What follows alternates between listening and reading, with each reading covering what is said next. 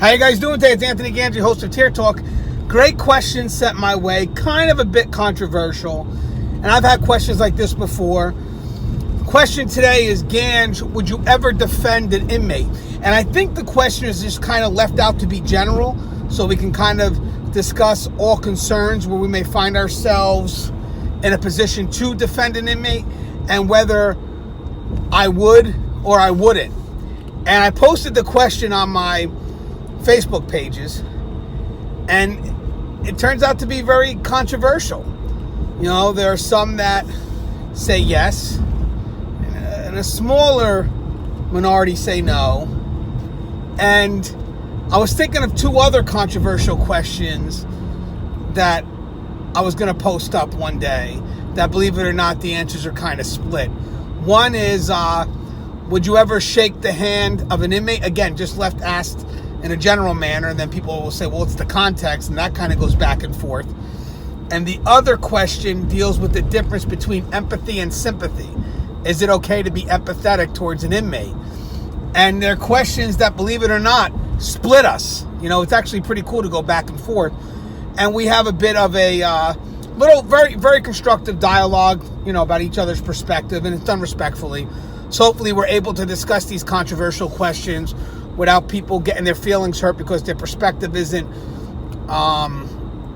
it's appreciated, but may not be considered the right answer. So what we try to do is we try to learn from each other to get an understanding of each other's perspective. So hopefully when we ask these controversial questions, I don't lose subscribers. So let's have discussions like this. And whether we agree or not, we can always agree to disagree. But at the end of the day, we can be constructive with that. And this is all in an effort to meet in the middle so we can be consistent. So maybe it's like I may not do what he does or she does, but I understand why they do it. That's the key and why we want to have these discussions. So when I come back, we're going to talk, would I ever, or the question was, would you defend an inmate? And again, left general. So I'm going to discuss certain circumstances, and feel free to comment your opinion, and we could do it based on each circumstance that I'll provide.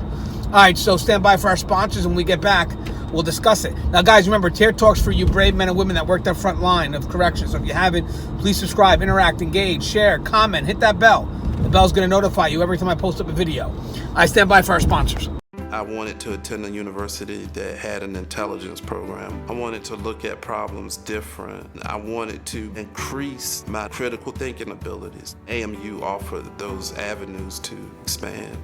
Obtaining your degree as an adult, you're actually paying yourself and investing in yourself. You can't put a dollar on it, it's priceless. It's something that can never be taken away from you. American Military University. Learn from the leader.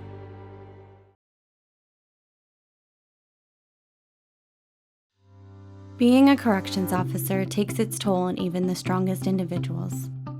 The constant need to perform at the highest level, putting your life at risk in a hostile environment, and the mental scarring of traumatic experiences.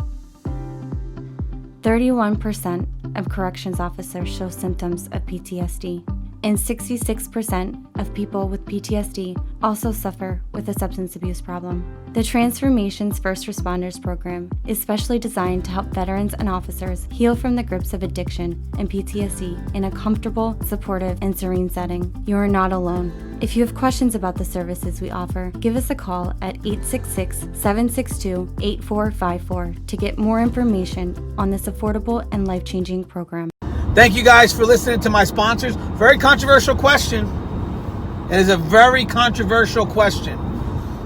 You know, would I ever defend an inmate? Now, again, it really is about the context. I think that was very smart the way the person asked it, because there's many approaches here that we could take depending on the context of the situation.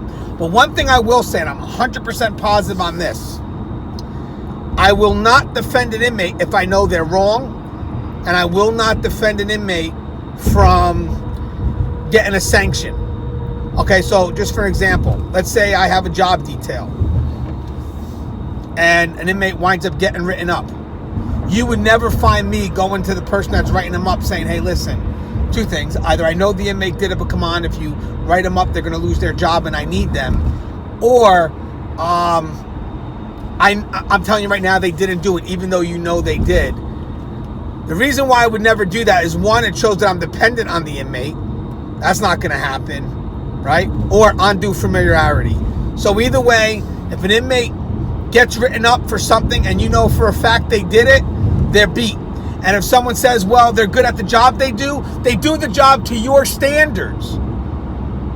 Not because they're doing the job to your standards. You can find another inmate and they'll meet your standards. If not, find another inmate. They're inmates. You have to do that. There's no favors here. You know, all this inmate's a great worker. That's what they're supposed to do because it's on your standards. So if they're not meeting your standards, then get another inmate. But at the end of the day, if you're looking to defend an inmate because they meet your standards, that's also showing what? That you're dependent on that inmate. And we are never to be dependent on an inmate because dependence leads to obligation.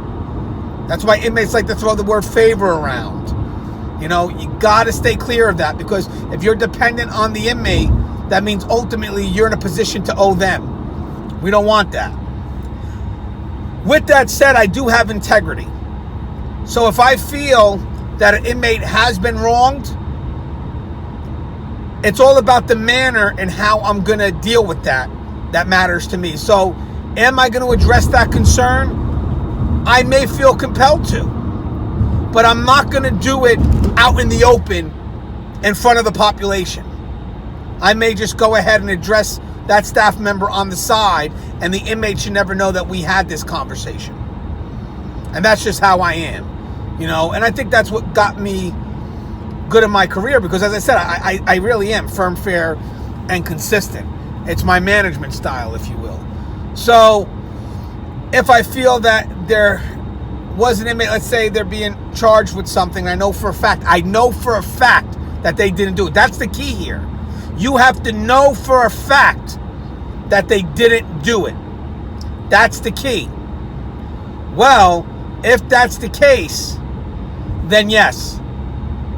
Because that's the right thing to do.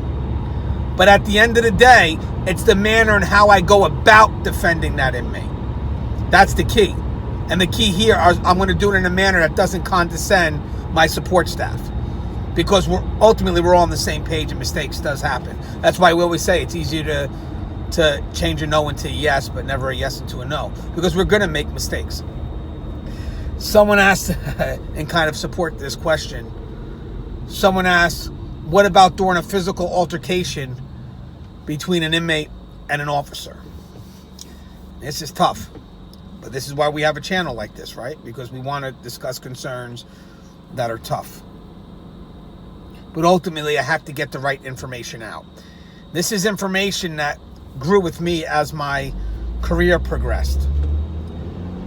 I got 15, 16 years in. That's a lot invested. I'm looking to get out in 9 years. So at one point, I also have to look at my position and where I can head. Or, God forbid, if something goes down, what can protect me? What's the right actions I need to take? And I know we want to stay in line with that universal brotherhood, sisterhood, but you also have to look at it from another perspective. Anybody that puts you in that situation is also thinking about themselves, and they're not thinking about you. And that's harsh to say. But this is what makes our job very, very complicated. It's not easy. It's not for everyone because you're going to have to make choices that sometimes break away from the group and focus on what you need to do. And it's sad to say that because it does bother me. But I can't have a channel like this and tell you false information. I can't do that. So when someone asks me a question, I take a chance and I answer it to the best of my ability. And if I give you anything that I feel that's less than what it's worth, that's going to bother me at night. And I'm going to wind up having to redo all my videos. Like, it's just who I am. So, could I find myself defending an inmate from a physical altercation? with an officer? And as I said, tough question. It depends on how you look at me defending the inmate. Because I also could be defending the officer from acting on emotion. So by protecting the inmate, I also could be protecting the officer and everybody else involved in regards to their career. Because we know for a fact every move we do is scrutinized. We know that. So at the end of the day, you have to do what's right and what's going to keep you in your career.